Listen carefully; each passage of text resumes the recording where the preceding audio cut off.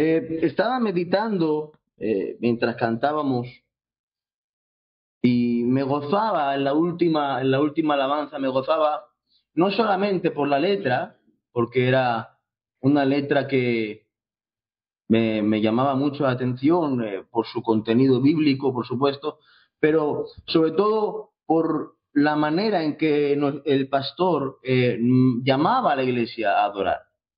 Y la expresión que ha dicho es que podemos adorar con toda nuestra alma.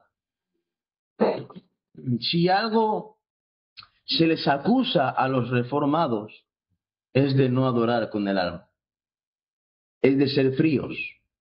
Se nos suele acusar y estoy en ese ambiente y también se me acusa muchas veces de no sentir a Dios, de no sentir ese gozo mientras adoro a Dios, mientras le canto. Y yo me paraba a pensar si en este mismo instante entrase por esas puertas el rey de España. Hoy en día ya no es tanto, porque ya la monarquía ha quedado un poco baja, pero imagínate que viene el rey de España aquí a la iglesia. Por supuesto, crearía gran expectativa verlo aquí. Y si usted se acercara a ese hombre a saludarle, estoy seguro de que a conciencia o sin darse cuenta haría una mini reverencia por quien es él, ¿verdad? Al saludarle, no le va a saludar como hoy en día saludan los muchachos. ¿Qué pasa, colega? Sería una falta de respeto, ¿verdad? Le saludaría con reverencia, con temor, por quién es él. Mis amados hermanos, el que está aquí hoy no es el rey de España, es el rey de reyes, es el creador del universo. Y si el monte Sinaí temblaba cuando Dios hablaba, ¿cuánto no más nosotros que somos simple polvo de la tierra? Y en parte está un poco relacionado a lo que hoy quiero compartir con ustedes, y es que Dios lo pide todo de nosotros. ¿Estamos adorando a Dios? Sí, pero hay que adorar con todo nuestro ser. Y mis amados hermanos, dentro de nuestro ser hay emociones. Y yo no les estoy pidiendo que ustedes se tiren por el suelo. Eso no es bíblico, hermanos. Yo les estoy pidiendo que encontremos ese equilibrio bíblico que nos lleva a adorar a Dios y sentirnos gozosos al mismo tiempo. Él no es un político, Él es nuestro Señor. Y como bien leía el siervo del Señor la palabra de Dios, allá en Romanos, me vuelven a acompañar, capítulo 12, verso 1 en adelante.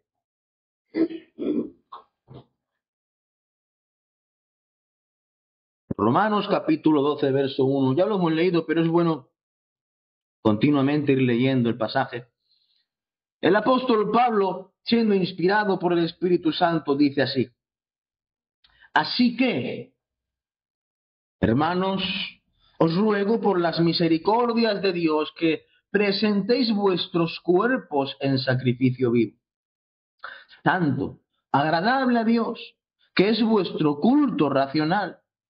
No os conforméis a este siglo, sino transformaos por medio de la renovación de vuestro entendimiento para que comprobéis cuál sea la buena voluntad de Dios, agradable y perfecta. Amén a la palabra del Señor. Tras concluir 11 capítulos de una enseñanza profunda, un desarrollo del contenido del Evangelio profundísimo, teológico por parte de Pablo y apasionante, ahora Pablo toma la iniciativa de pasar de hablar de lo que Dios ha hecho a favor del creyente a lo que el creyente debe hacer por Dios. El pastor MacArthur dijo una vez a una mujer que tenía ciertas dudas acerca de si era cristiana o no, porque no se sentía gozosa con la vida que llevaba. Le dijo, la clave de la vida eterna espiritual y la felicidad verdadera no consiste en tratar de obtener todo lo que podamos de Dios, sino en dar todo lo que somos y tenemos a Él. Existen miles de personas en la actualidad, incluidos muchos cristianos genuinos, que asisten en masas a diversas iglesias, a seminarios, a conferencias, en busca, mis amados hermanos, de beneficios personales. Busca de lo que ellos pueden obtener más del Señor. Hacen exactamente lo opuesto a lo que Pablo subraya con tanta claridad en nuestro texto de Romanos 12. En esta exhortación llena de fuerza y compasión, el apóstol no se enfoca en lo que el creyente necesita recibir de Cristo, sino en lo que el creyente ahora debe darle a Dios. Ciertamente lo que necesitamos de Dios lo hemos recibido. Y eso es lo que durante 11 capítulos ha estado enseñando el apóstol Pablo. Y es común en Pablo que después de haber estado enseñando sobre quién es Dios y qué ha hecho Dios, su obra, su soberana misericordia, ahora Pablo nos llama a vivir a la luz de quién es Él y lo que ha hecho. En otras palabras, si Él nos dio todo, ¿qué debemos nosotros darle a Él? Todo, sin reservas. Y a menudo veo a creyentes pidiendo y pidiendo y pidiendo, y no es malo pedir. La Biblia nos dice que tenemos que pedir y que vamos a recibir si pedimos conforme a su voluntad. La cuestión es que a veces pedimos lo que ya tenemos, porque ignoramos que lo tenemos. Y creo que la cuestión de que muchos creyentes se sienten frustrados y agotados en la vida cristiana se debe a que piden continuamente cosas que no son conforme a la voluntad de Dios y no las reciben. Y como les he dicho, a veces piden cosas que ya tienen, como si no las tuvieran. Por eso no hallan el placer de la obediencia. No encuentran gozo en la oración y en la lectura. Mis amados hermanos, cuando el siervo del Señor llama a la iglesia a orar, a hacer oraciones en casa o estudios bíblicos en casa, lectura, a menudo he encontrado que eso es una carga en según qué iglesias. Cuando la lectura bíblica debe ser un gozo para el creyente. Es no un alimento más, es un manjar, es un deleite para el creyente. Orar, y aquí es cierto que la carne no quiere orar, pero cuando el creyente entra en la comunión con Dios por medio de la oración, mis amados hermanos, no quiere salir. Es por eso que el mismo apóstol nos llama a orar sin cesar. No a estar de rodillas todo el tiempo sin parar o a cerrar los ojos mientras conduces, sino a tener esa comunión continua con Dios sin cesar, teniendo constancia de quién es Él en todo tiempo y que nos está observando. La clave de una vida cristiana productiva, satisfactoria, no se encuentra en conseguir más de Dios, sino en darnos por completo a Él por medio de lo que hemos recibido de Él. Allá Jesús en Juan 4:23 dijo, los verdaderos adoradores adorarán al Padre en espíritu y en verdad, porque también el Padre tales adoradores busca que le adoren. Dios se entregó a sí mismo por nosotros a fin de que nosotros pudiésemos entregarnos por completo al Señor. Pablo define a los cristianos en Filipenses capítulo 3, versículo 3, como aquellos que en espíritu servimos a Dios y nos gloriamos en Cristo Jesús, no teniendo confianza en la carne. Todo cristiano es como un Melquisedec, un sacerdote del Dios Altísimo. Juntos, la iglesia del Señor, formamos el sacerdocio espiritual, de forma similar al sacerdocio del antiguo pacto. En palabras del apóstol Pedro, la iglesia es un sacerdocio santo, cuyo llamado es ofrecer sacrificios espirituales aceptables a Dios por medio de Jesucristo. Es un real sacerdocio, nación santa, pueblo adquirido por Dios, para que anunciéis las virtudes de aquel que os llamó de las tinieblas a su luz admirable. Amén. Nuestro llamado es servir a Dios con todo nuestro ser. Es a lo que anima el autor de los Hebreos cuando dice: ofrezcamos siempre a Dios, por medio de Él, hablando de Cristo, sacrificio de alabanza, es decir, fruto de labios que confiesan su nombre. La adoración verdadera incluye mucho más que orar, cantar alabanzas o hacer acción de gracias.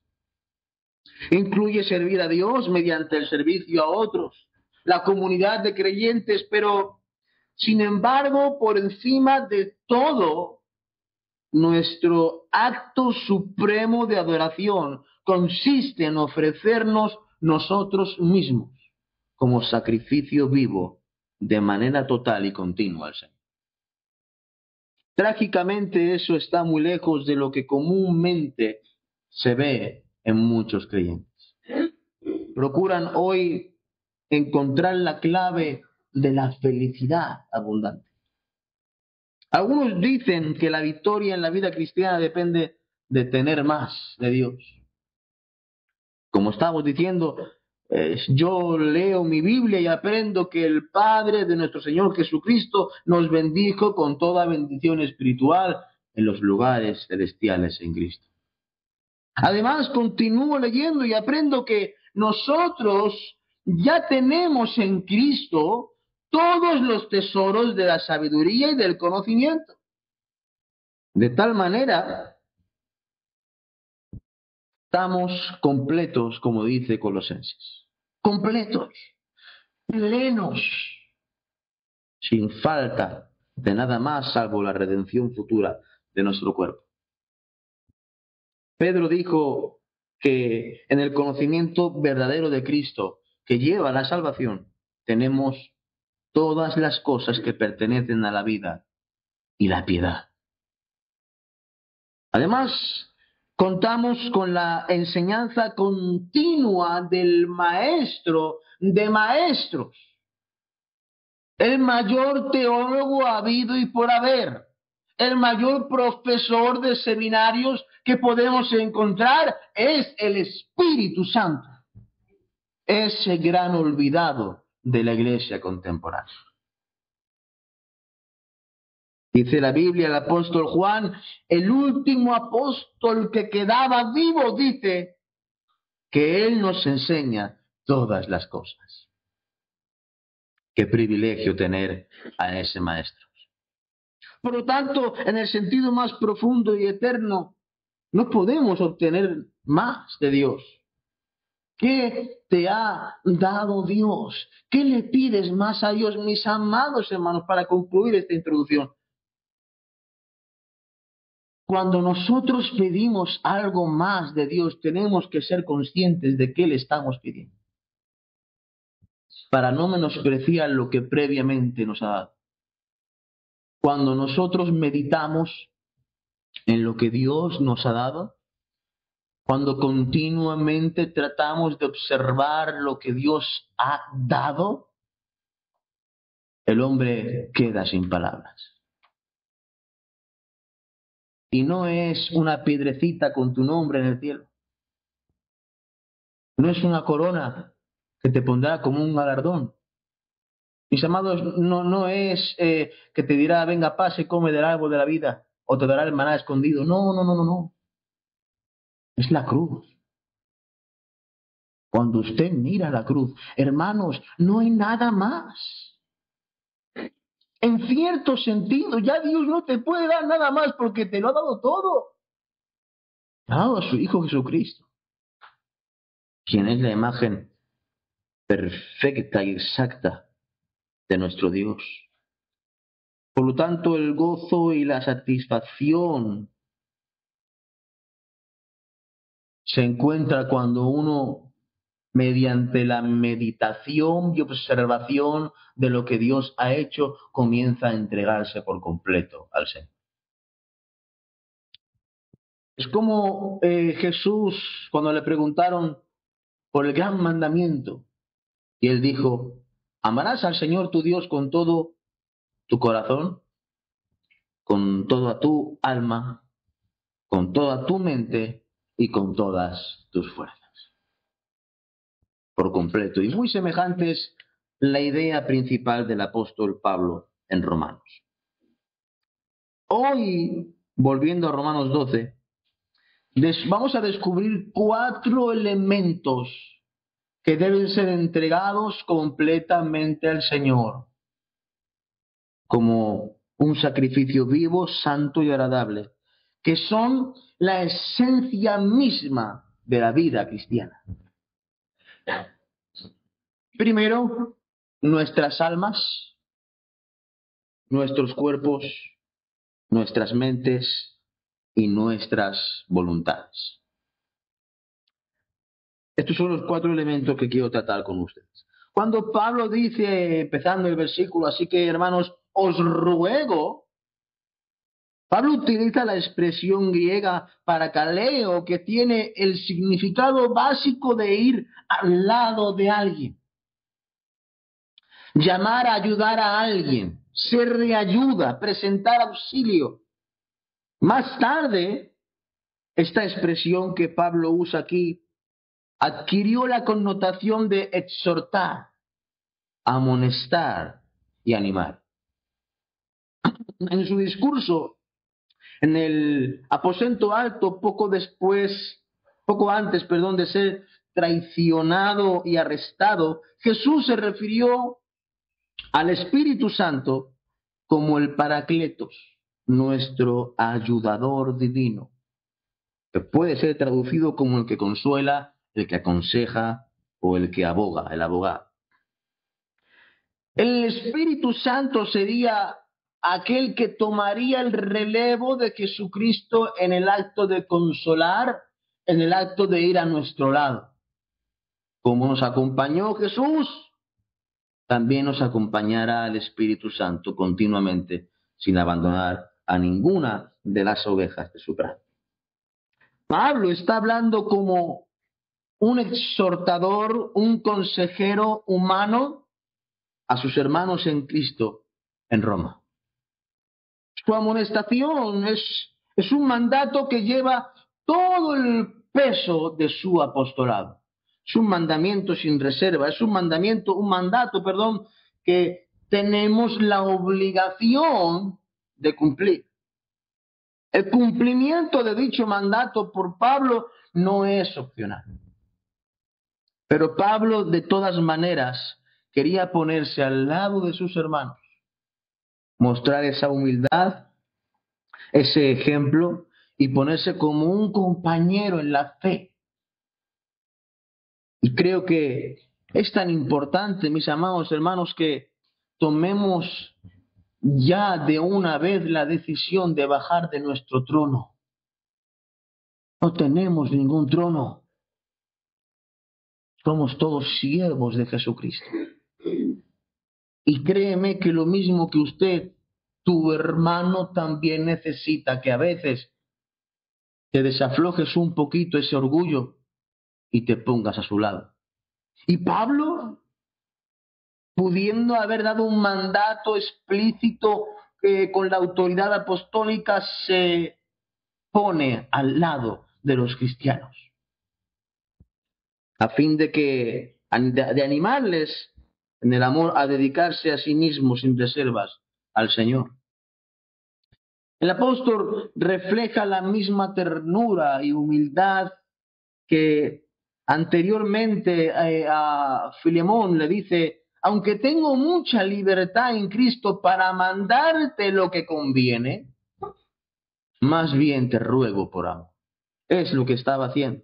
Es lo que estaba haciendo Pablo cuando les hablaba a la iglesia de Corinto, de Roma. Luego del ruego se observa la palabra hermanos.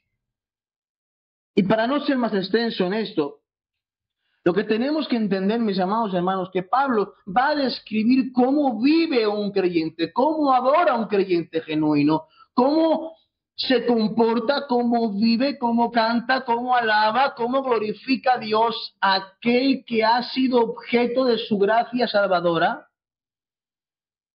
Por eso Pablo dice: hermanos, no podemos ponerle la carga de vivir la vida cristiana a un incrédulo.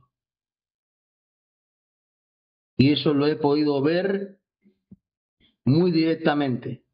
He podido ver cómo pastores no dan el tiempo del fruto, y antes de que se sepa que una persona es creyente de verdad, se le exige no sé cuántos mandamientos.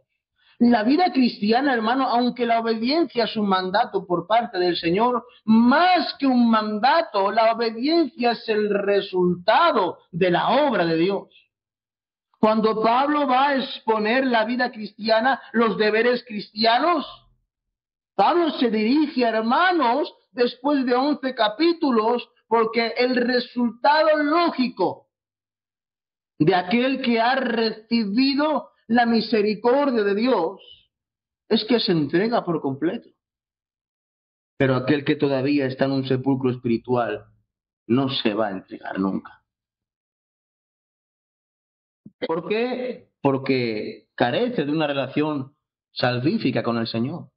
Y debido a eso, el hombre natural no percibe las cosas que son del Espíritu, porque para él son locura. Y no las puede entender porque se han de discernir espiritualmente. Los redimidos son los únicos que pueden presentar un sacrificio vivo a Dios, porque ellos son los únicos que tienen vida espiritual. Antes, en la misma epístola de los Romanos, Pablo dejó en claro que los que viven según la carne no pueden agradar a Dios. Sin importar cuáles puedan ser los sentimientos personales, la persona no redimida es incapaz de adorar a Dios. No puede hacer una ofrenda aceptable a Dios. No puede agradar a Dios en cualquier forma, en cualquier ofrenda. Y esto es semejante a lo que dice: y si repartiese todos mis bienes para dar de comer a los pobres, y entregase mi cuerpo para ser quemado y no tengo amor, ¿de qué me sirve? De nada. Si una persona no posee el amor salvífico de Dios, todas sus ofrendas son, sin importar lo que cuesten, carecen totalmente de valor. Mis amados hermanos, las ofrendas, el sacrificio, era una especie de olor que se provocaba, un humo que se provocaba, que subía hacia arriba para que fuese un olor agradable al Señor. Y cuando Pablo menciona nuestras mejores obras, pongan cada una de nuestras mejores obras en el altar, y dice que son como basura. Imagínate venir, porque esa es la imagen que el apóstol propone. Imagínate venir aquí al altar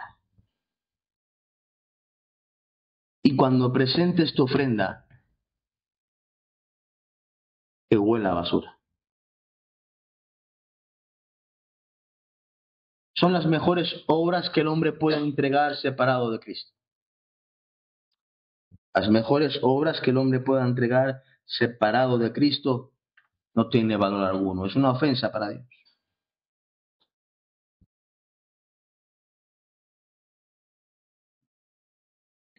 De la misma forma en la que termina el capítulo 11, cuando dice, es debido a que de Él y por Él y para Él son todas las cosas. Debido a eso es que a Él le pertenece la gloria por los siglos de los siglos. La única manera que, como llegamos a estar en capacidad de adquirimos el deseo genuino de glorificar al Señor, es que hayamos sido salvados por sus misericordias. Y es lo que el apóstol propone ahora. Cuando el apóstol dice, por sus misericordias, por las misericordias de Dios, vivan así. ¿Cuáles son esas misericordias? El apóstol ha estado hablando del Evangelio. El apóstol ha dicho que no se avergüenza del Evangelio porque es poder de Dios para salvación a todo aquel que cree. El apóstol ha dicho que la ira de Dios se ha revelado contra todo pecador. El apóstol ha dicho que el pecador, como consecuencia del pecado, tiene tres condiciones, allá en el capítulo 5. Condenación, muerte y esclavitud. Mis amados hermanos, todas esas condiciones provocadas por el pecado, el Señor las expuso públicamente en la cruz. Y por medio de sus misericordias, el que estaba condenado ya no vino más a condenación. El que estaba muerto vino a la vida. Y el que estaba esclavo fue libre una vez y para siempre. Es por medio de sus misericordias que Él toma la decisión de escoger, predestinar, llamar, justificar y finalmente, conforme a su misericordia, glorificar. Y a la luz de eso, el apóstol nos dice, ustedes, hermanos, creyentes, deben vivir así, meditando en sus misericordias. Se vive de esta manera. El alma es lo primero que se le entrega al Señor. Si queremos entregar nuestro cuerpo, nuestra mente, nuestra voluntad, es imposible hacerlo si no somos hermanos en Cristo, si no somos creyentes, si no hemos nacido de nuevo. El primer acto de adoración es cuando el Señor llama a ese hombre que está en el sepulcro espiritual y de repente ese hombre muerto cobra vida y libremente, ya que tiene una nueva naturaleza, libremente le entrega su vida, su alma al Señor. Ese es el primer acto. Y en consecuencia de eso, Pablo está diciendo, aquellos que han recibido la misericordia del Señor y que han entregado sus almas, ahora pueden entregar su cuerpo, su mente y su voluntad. Que presentéis vuestros cuerpos. Y, más amados hermanos, el segundo y consiguiente elemento que rendimos al presentarnos ante Dios es el ofrecer nuestros cuerpos. Después de quedar implícito que los creyentes han dado sus almas a Dios por medio de la fe en Jesucristo, reciben el llamado específico a presentar sus cuerpos al Señor como un sacrificio vivo, santo y agradable. En la Septuaginta, el Antiguo Testamento griego, la expresión, a ver si sé pronunciarlo bien, paristemi, que significa es presentar, se empleaba con frecuencia como un término técnico para aludir al acto realizado por un sacerdote que colocaba una ofrenda sobre el altar. Por lo tanto, transmitía o transmite la idea general de rendirse o entregarse. Como miembros del real sacerdocio del Dios Altísimo, los cristianos son exhortados por el apóstol a ejecutar lo que en esencia es un acto sacerdotal de adoración. Puesto que el verbo está en modo imperativo, la exhortación tiene el peso de un mandato. No es opcional no presentar mi cuerpo como sacrificio. Debe estar. Lo primero que somos ordenados a presentar a Dios es nuestro cuerpo, como consecuencia de haberle presentado nuestra alma. Nuestras almas pertenecen a Dios mediante la salvación, Él también quiere la parte exterior del hombre, no solamente la parte interior. Él quiere al hombre por completo. Nuestros cuerpos son el lugar donde reside nuestro hombre viejo que aún no ha sido redimido. Por lo tanto, nuestros cuerpos abarcan no solo nuestro ser físicamente, sino también los malos deseos de nuestra mente, nuestras emociones y nuestra voluntad. Porque dice el apóstol, porque mientras estábamos en la carne, él nos informa y dice, las pasiones pecaminosas que eran por la ley obraban en nuestros miembros llevando fruto para muerte. Sin embargo, mucho tiempo después de haber sido salvo, el apóstol confesó, porque según el hombre interior me deleito en la ley de Dios. Pero veo otra ley en mis miembros que se revela contra la ley de mi mente y que me lleva cautivo a la ley del pecado que está en mis miembros. En otras palabras, el alma redimida debe residir en un cuerpo de carne que todavía es el reducto del pecado. Un lugar que puede entregarse con facilidad a entretener pensamientos y deseos corruptos. Así es la carne. Cuando, dice Pablo, nosotros cuerpos mortales, nuestros cuerpos mortales sucumben a los impulsos de la mente carnal, se convierten otra vez en instrumentos de pecado e injusticia. Es algo temible considerar que si permitimos que nuestros cuerpos se entreguen al pecado, nuestros cuerpos caídos y no redimidos todavía son capaces de trastornar los impulsos de nuestras almas redimidas. Mis amados hermanos, en otras palabras, hay una lucha terrible en nuestro ser por el cumplimiento de la voluntad de Dios. El cuerpo sigue siendo el centro de todos los deseos pecaminosos. La depresión emocional, las dudas espirituales. Pablo nos muestra algunos aspectos de esta grave realidad en su propia experiencia cuando dice, golpeo mi cuerpo y lo pongo en servidumbre, no sea que habiendo sido heraldo para otros, yo mismo venga a ser eliminado. Es un acto de guerra. A fin de mantener una vida y un testimonio santo y poder ministrar con eficacia. Aún el gran apóstol tuvo que realizar grandes y continuos esfuerzos para controlar su parte humana, su cuerpo. Él persistía continuamente en golpear su cuerpo y entregarlo como un sacrificio. porque conocía Pablo cuán débil era su carne.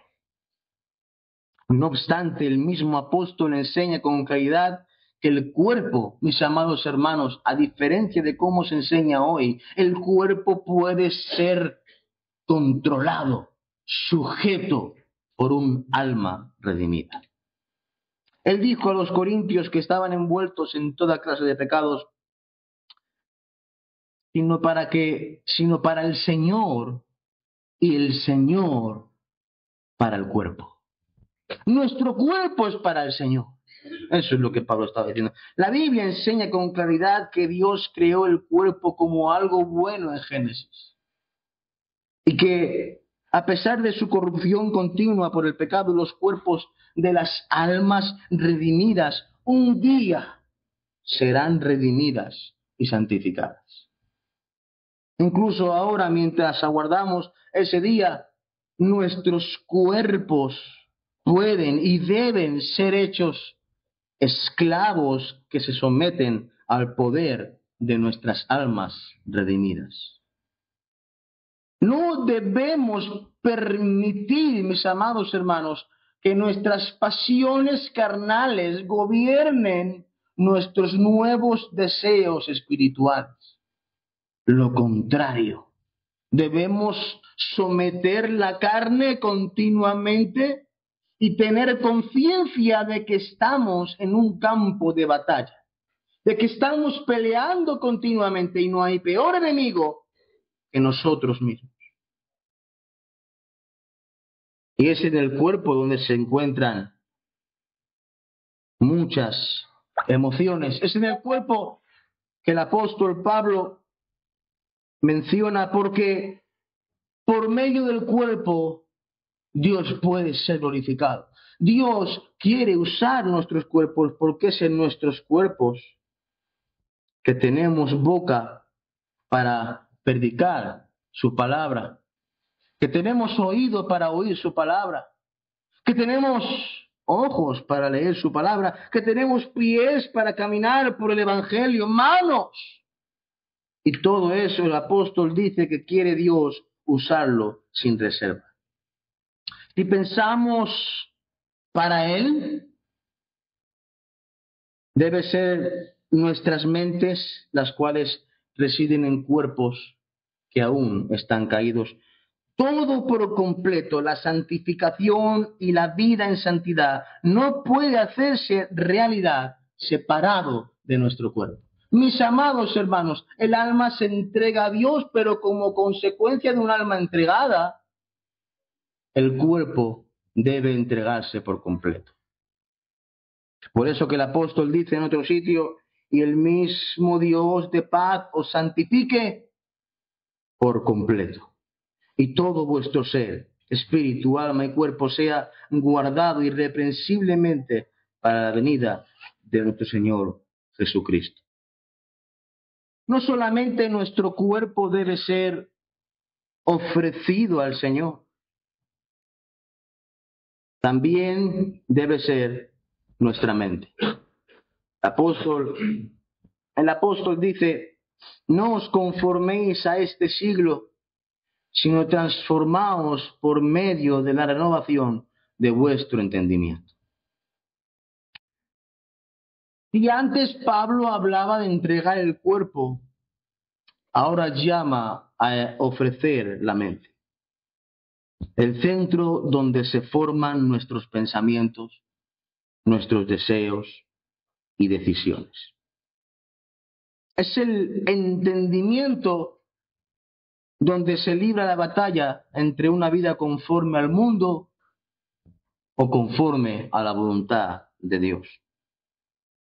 La palabra conforméis transmite la idea de tomar la forma externa de algo, de amoldarse a algo o incluso ajustarse a un patrón. En otras palabras, Pablo nos dice, no se dejen moldear por el sistema de valores que este mundo provee.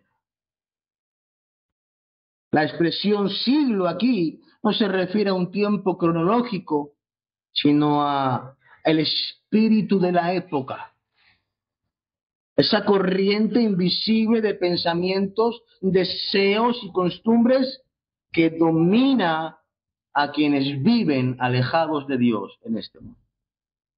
Es lo que el apóstol Juan describe como el mundo entero está bajo el maligno. El mundo ejerce una presión constante para hacernos pensar, hablar y vivir como el mundo. Nos invita a llamar bueno a lo que Dios llama malo. Nos invita a amar lo que Dios aborrece. Pero un creyente transformado por la misericordia de Dios no puede seguir el molde de este mundo. El llamado de Pablo es claro. No vivas actuando como los que no conocen a Dios. No te pongas la máscara de este mundo. Deja que tu vida refleje lo que Dios ha hecho previamente en ti, por medio de sus misericordias. Luego emplea la palabra transformaos, la cual es un término griego de la cual proviene la palabra metamorfosis. Indica un cambio profundo que no proviene de fuera adentro, sino desde la propia raíz, desde adentro hacia afuera. Así como Cristo fue transfigurado en el monte y su gloria divina se manifestó, también nosotros debemos reflejar que hemos sido traspasados de un reino de tinieblas a un reino de luz. Esa transformación no se produce por fuerza de voluntad ni por esfuerzo humano. Es la obra continua del Espíritu Santo en nosotros. El creyente no se cambia a sí mismo, sino que permite ser transformado mientras se somete a la palabra de Dios. El medio por el cual Dios transforma es la renovación de nuestra mente. Antes de conocer a Cristo, nuestra mente estaba entenebrecida, incapaz de entender o amar la verdad, según Efesios 4:18. Pero ahora, mis amados hermanos, por sus misericordias, el Espíritu Santo renueva nuestros pensamientos, renueva nuestros deseos, renueva nuestras convicciones mediante la palabra de Dios. David dijo, en mi corazón he guardado tus dichos para no pecar contra ti. Lo que la palabra guarda en el corazón transforma la vida. Cada vez que meditamos, obedecemos y aplicamos la Escritura, el Espíritu la usa para moldear nuestra manera de pensar. Y cuando cambia nuestra mente, también cambia nuestra conducta. Así, la mente renovada por las misericordias del Señor es aquella que se alimenta de la palabra y rechaza el veneno de este mundo. Aprende a evaluar todo mediante la verdad de Dios. La mente renovada es la que responde a las pruebas, a las tentaciones y a las decisiones por medio de principios bíblicos. Mis amados hermanos, una mente renovada es lo que más escasea en la iglesia contemporánea. Una mente con principios bíblicos. Miren, yo no he venido aquí a ofender a nadie, ni mucho menos.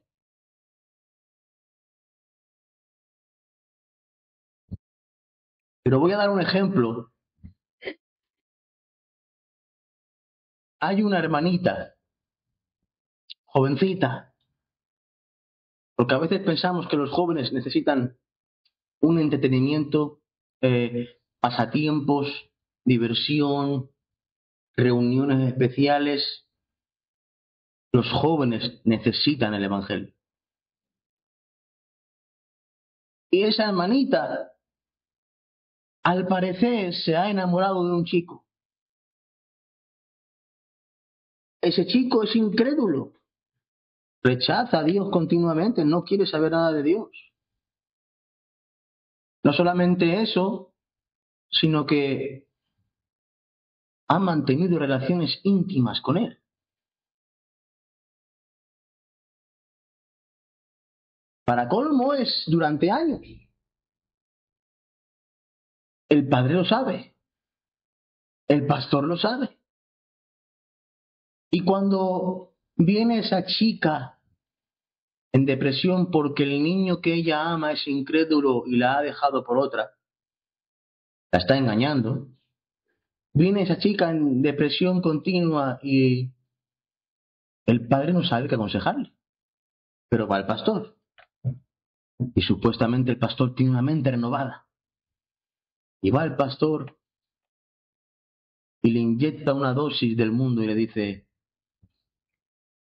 Dios lo puede cambiar. Una frase que parece ser espiritual, pero que no es una frase que contiene la verdad de una mente renovada. Esa niña necesita saber que no puede poner de consuegros a Dios y al diablo. ¿Lo entienden eso? Esa niña necesita saber que no puede casarse con un incrédulo si es cristiano. El padre también tiene que saberlo.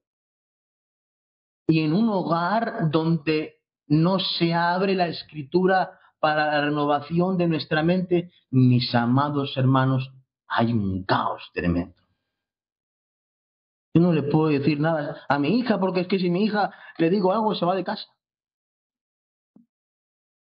O si le digo algo a mi hija me denuncia. Pero mis amados hermanos, esa es la ideología que quiere poner el mundo en la iglesia. El mundo quiere que el colegio eduque a tus hijos. Pero la Biblia dice, instruye al niño en su camino desde pequeño. Es el padre, es la madre quien debe instruir al niño desde su niñez en la palabra de Dios, no el colegio. Y el colegio te va a decir, o el mundo te va a decir, ¿quieres ser mujer o quieres ser hombre? Sí. Y a la vista está que hay falsas iglesias que tienen trans como pastores. Increíble, hermanos. Es increíble. ¿Y dónde están las iglesias con una mente renovada? Mis amados hermanos, hablaba con un joven el otro día y le estaba diciendo que yo creo que la iglesia de hoy debe dar un puño encima de la mesa y decir que eso no es una iglesia. Porque el nombre de nuestro Señor está siendo blasfemado por gente que se atribuye ser cristiana sin serlo. Una mente renovada tomaría a esa niña y le predicaría el Evangelio. Le haría ver su pecado porque solamente mediante la observación de nuestro pecado podemos aprovechar, gozarnos con las misericordias del Señor. Y en ese momento son resultados, son consecuencias. Usted no va a obligar a nadie a vivir la vida cristiana. La vida cristiana no es una obligación. Es vivir conforme a mi naturaleza. Dios no puede mentir. ¿Por qué? Porque Él es verdad. De la misma manera, el creyente debe vivir en santidad porque ha sido santificado. No por una obligación o por temor o por religión. Yo quiero vivir en santidad, mis hermanos, porque lo deseo, porque me deleito, porque es una obra interna de Dios en mi corazón. La mente se renueva en la palabra del Señor, adquiere esas convicciones ¿Recuerdan a Abraham? Abraham, dice el autor, Pablo, dice que creyó. Esperanza contra esperanza. Verdad contra verdad. Mis amados hermanos, ¿era verdad que su mujer era estéril? Claro, no era una mentira diabólica. Era verdad. Era verdad que Dios le había prometido que por medio de Sara tendría un hijo. Era verdad. ¿Y a quién vas a creer tú? ¿A lo natural o a lo sobrenatural?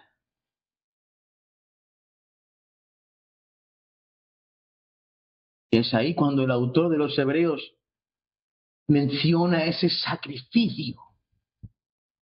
El sacrificio de nuestro cuerpo, de nuestra mente, de nuestra voluntad. Lo resume en una cuando habla de Abraham que va al altar cuando Dios le dice, coge a tu hijo Isaac y entrégamelo. Dámelo en sacrificio. Sin rechistar. Coge al niño y se lo lleva. Y fíjense en la expresión de Abraham a los siervos que le acompañan. Iremos y volveremos. Porque Abraham sabía que el niño que subía con él al monte también bajaría. Y no sé cómo, mis amados hermanos, pero cuando Abraham sube al monte, toma el cuchillo y dice la Biblia que lo pone con el fuego. Y en el momento de sacrificar a su hijo, escucha la voz de Dios. Abraham, detente. Cuando Abraham se gira, ve un cordero, el verdadero sacrificio. Abraham no sujetó su mente a lo que el mundo, a lo que lo natural le proponía. Era imposible. Abraham creyó esperanza contra esperanza, de tal manera que cuando tenía el cuchillo en su mano, iba a matar a su hijo, sabiendo que Dios es poderoso para volverlo a resucitar. Es increíble. Dios me ha hecho una promesa, que por medio de Isaac tendré descendencia. Si yo mato a Isaac, no tengo descendencia y Dios es mentiroso. Y como Dios no es mentiroso, yo mato a Isaac, porque si mato a Isaac, Dios es poderoso para darle vida. Porque por encima de todo, Dios cumple su palabra. Termino porque soy canso y pesado a veces. Entregamos por completo nuestra voluntad. Pablo concluye el pasaje mostrando que el resultado natural de una mente renovada, de un alma redimida, de un cuerpo sacrificado, es una voluntad rendida a la voluntad de Dios. Después de haber entregado el cuerpo, la mente, el creyente es llamado a someter el trono de su corazón, la voluntad. El lugar donde se toma la decisión de obedecer o resistir a Dios. La frase, para que comprobéis, indica propósito y constancia. Pablo enseña que cuando el Espíritu transforma nuestra mente por medio de la palabra, el resultado inevitable es una voluntad que discierne, que aprueba y desea la voluntad de Dios. Una mente renovada no solo conoce la verdad, sino que la ama. Y al amarla, la voluntad se inclina en esa dirección. El creyente no obedece por obligación, sino porque la verdad de Dios ha conquistado su razón y su afecto. Lo que antes era una carga, ahora es un deleite. Quiero mostrarlo de esta manera porque no voy a darlo todo. Mi alma, mi cuerpo, mi mente, mi voluntad, resume todo mi ser, toda mi persona, que debe ser entregada por completo a Dios. Pero esa entrega no es una entrega esforzada de la carne. La carne no sabe orar, la carne no sabe agradar a Dios. La carne debe ser enseñada, corregida continuamente. La vida cristiana, mis amados hermanos, es el resultado de una nueva naturaleza. Me encanta el ejemplo que pone Sugel Michelin. Y él pone una imagen preciosa. Imagínenselo. Pone aquí a mi derecha a un buitre. ¿Saben qué es un buitre, verdad? Y aquí a mi izquierda una paloma. Y delante del buitre le ponemos carroña y le ponemos semillas. Y delante de la paloma le ponemos el mismo alimento, carroña y semillas. El buitre libremente, sin obligación por parte de nadie, conforme a su naturaleza, va a escoger comer carroña. ¿Alguien le obliga al buitre a comer carroña? Lo come porque va conforme a su naturaleza. Y el mismo alimento delante de la paloma come semillas. Y nadie lo obliga a comer semillas. Come semillas porque es conforme a su naturaleza. Si Dios quiere que ese buitre coma semillas, debe ponerle un corazón de paloma. Y cuando Dios me mira a mí, que era un buitre que solamente comía carroña, pecado, y me quiere como una paloma que come semillas de la palabra de Dios, me cambia el corazón. Y cuando me cambia el corazón, mis amados hermanos, Dios no me obliga. Me ha cambiado el corazón, me ha dado una nueva naturaleza por decisión propia, porque es que no puedes tomar otra decisión más lógica que servirle a Él. Cuando te da una nueva naturaleza, dices, yo no quiero más carroña, yo no quiero más pecado, yo quiero semillas, quiero su palabra. Cuando sufrimos esa transformación, el hombre ve la palabra de Dios de una manera totalmente diferente. Es como esa leche por la cual el niño llora. Tengo 2 niños y sé cómo lloran por la leche. Y yo quiero llorar así por la palabra. Después de 11 capítulos de gracia, el Evangelio nos pone delante del altar. No se trata de pedir más, sino de entregarnos más. Presentarnos hoy. Presentemos hoy nuestros cuerpos al servicio, nuestra mente a la palabra, nuestra voluntad al señorío de Cristo. No nos amoldemos al mundo, seamos transformados. Y al vivir así, comprobemos con gozo que la voluntad de Dios, nuestro Padre Celestial, es buena, agradable. Señor, yo te quiero dar gracias porque aunque torpemente explicada por mi persona, tu palabra tiene poder.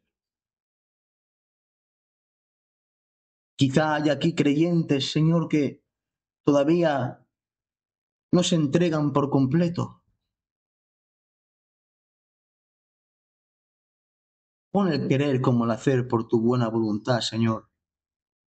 Haznos meditar continuamente en tus obras. Haznos meditar, Señor, en tus misericordias. Solo así, solo pensando en tus misericordias, vamos a encontrar la motivación eterna de entregarnos por completo a ti. Señor, si aquí hay alguien que profesa ser creyente, pero aún no lo es en su corazón, por el poder de tu palabra, mediante el Espíritu Santo te ruego, Señor, que transformes sus corazones para la gloria y la honra de ti. Yo te pido, Señor, por esta iglesia. Renueva sus fuerzas, Señor. Anima a sus siervos. Anima a los ancianos de esta iglesia.